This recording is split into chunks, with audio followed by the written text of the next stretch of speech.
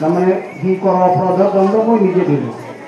কিন্তু ভাৰতীয় যিটো সংবিধান আৰু ন্যায় ব্যৱস্থা আছে সেই ব্যৱস্থাটো তেনেকুৱা ধৰণৰ নহয়। কাৰণ কাছৰো কিমান মানুহক মৰাৰ পিছত কিমান দিন মানে ৰক্ষণাবেক্ষণ দি জীয়াই ৰাখিব লগা হৈছিল, বিচাৰ তেওঁলোকক চলাব লগা হৈছিল।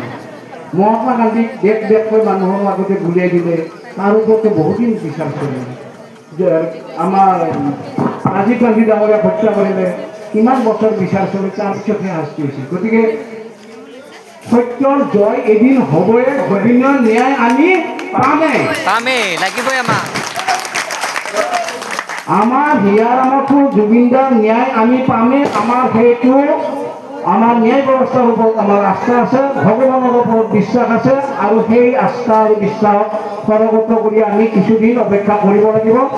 এতিয়া আমি আমাৰ অনুষ্ঠান সামৰাৰ লগে লগে আমাৰ এটা নিয়ম আছে, আমি এটা হৰিধনীৰে ৰাইজৰ পৰা বিদায় ল'ম।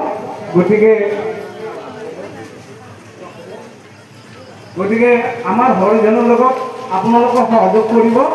আমি অকণমান মানে বিদায় নিজে ল'ব নোৱাৰিব, আমিও মানে